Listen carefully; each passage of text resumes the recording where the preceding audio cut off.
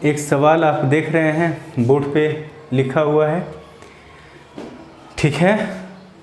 सवाल को डिस्कस करने के पहले हम आपको ये बताना चाहते हैं कि हमारा YouTube पर 3 सीरीज चल रहा है। एक अर्थमेटिक का जिसमें रेशियो फिनिश होने वाला है अभी, और दूसरा एडवांस मैथमेटिक्स का जिसमें ट्रायंगल फिनिश हुआ है और क्वाड्रिलेटरल स्टार्ट हुआ है, और तीसरा सीरीज ये हमारा मिसलेनियस का है। ये उन स्टूडेंट के लिए है जिनका प्रिपरेशन लगभग 60% 70% हो गया, यानी जो पढ़े हुए हैं सारा, ठीक है। उनके लिए हम सवाल यहाँ प्रेजेंट करते हैं और अपना सॉल्यूशन देते हैं कि आपका सॉल्यूशन कैसा है, हमारा सॉल्यूशन कैसा है, कंपेयर कीजिए, जो बेहतर रहे उसको आप सेलेक्ट कीजिए।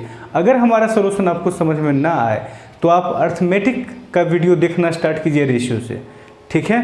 तो सबसे पहला काम आपको ये करना है कि वीडियो को पॉज करना है और इस सवाल को खुद से पहले प्रयास करना है। हम हट जाते हैं ताकि दोनों तरफ से आपको सवाल क्लियर दिखाई पड़े। अभी आप वीडियो को पॉज करके खुद से प्रयास कर लीजिए, ठीक है। फिर हमारा सॉल्यूशन देखिए।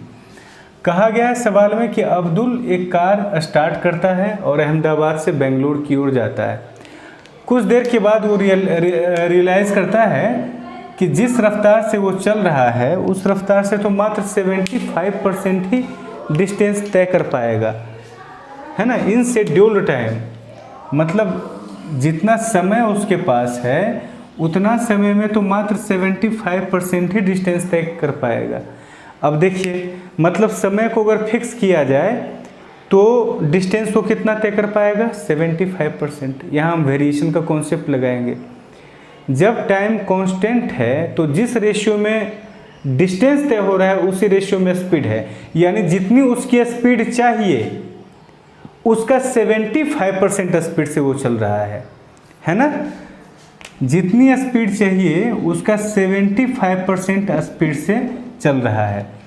जैसे ही उसको इस बात का एहसास होता है, रियलाइज़ होता है कि भाई हम 75% स्पीड से चल रहे हैं, वो स्पीड को क्या करता है, डबल कर देता है।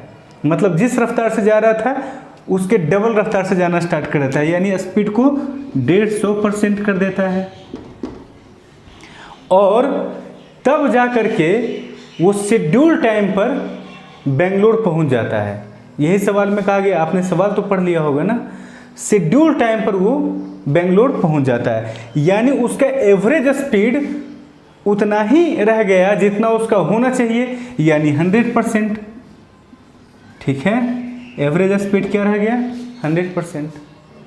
अब सवाल में आगे पूछा गया कि find the time after which Abdul changed his speed. मतलब जिस समय उसको रियलाइज हुआ था ना, कितना देर चलने के बाद उसको रियलाइज हुआ था। तो एलिगेशन देखिए, वेरिएशन का कॉन्सेप्ट तो लगा, पहले ही लग गया। यहाँ पर हम देखते हैं कि 75% के स्पीड से कुछ दूरी तय किया है, कुछ दूरी 150% के स्पीड से तय किया है, और ओवरऑल उसका स्पीड कितना रह गया, 100%, ठीक है।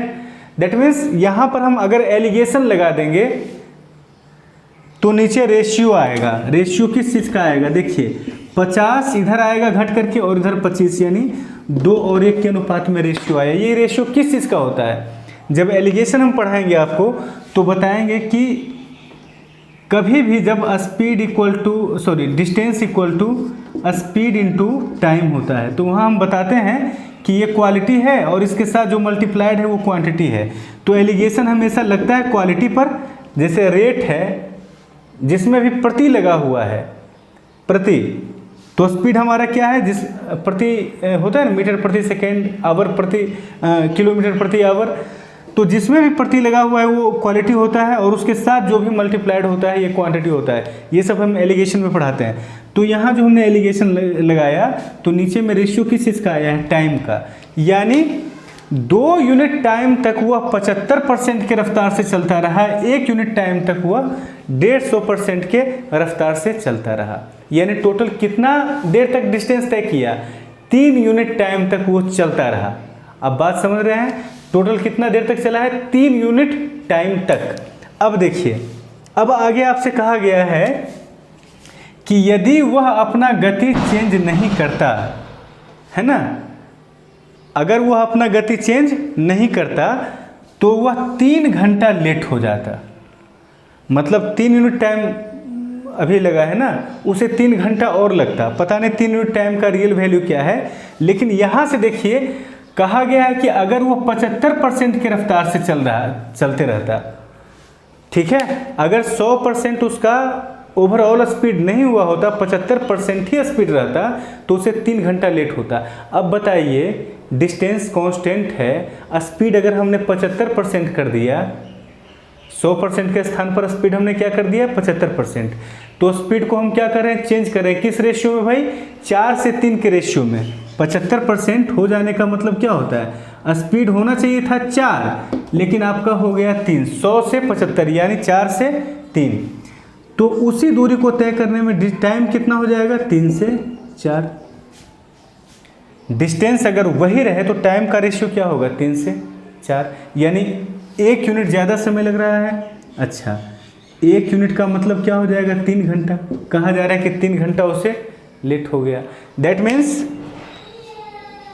उसका सही टाइम ये वाला है, और अगर 75% की रफ्तार से चलता रहता तो इतने टाइम में चलता, यानी 4 यूनिट टाइम में, तो 3 यूनिट टाइम का मान कितना हो जाएगा यहाँ से। अगर 1 यूनिट का मान 3 घंटा है तो 3 यूनिट का मान 9 घंटा। अच्छा, यहाँ से टोटल टाइम हमें कितना आया है, 3 यूनिट, तो 3 यूनिट का मान, ध्यान रखिएगा ये 3 यूनिट और ये 3 यूनिट बराबर नहीं है। समझ रहे हैं मेरी बात को, ऐसा नहीं कि आप ये समझ लीजिए कि ये 3 यूनिट है और यहाँ भी 3 यूनिट है तो बराबर हो जाएगा, नहीं, यहाँ टोटल टाइम अलग है। यहाँ पर हो सकता है कि 3:2 भी आ सकता था, वो एलिगेशन हमने लगाया, संजोग की बात है कि आ गया 2:1। तो 3 यूनिट का मान अगर 9 घंटा, तो 2 यूनिट का मान क्या, 6 घंटा, 1 यूनिट का मान कितना, 3 घंटा। इसका मतलब क्या हुआ कि अब्दुल 75% रफ्तार से 6 घंटा तक चला और 150% की रफ्तार से 3 घंटा तक चला। आप मेरी बात को समझ रहे हैं, हमारा आंसर क्या हो जाएगा, कितने देर के बाद वो रियलाइज़ किया था, तो 6 घंटा के बाद रियलाइज़ किया था। ठीक है, तो इस सवाल को का सोल्यूशन हमने आपको दिया। अगर बात ठीक समझ में आ गई तो ठीक है, अगर बात समझ में नहीं आई तो हमारा अर्थमेटिक का वीडियो आप ज़रूर देखिएगा। ठीक है, मिलते हैं अगले वीडियो में।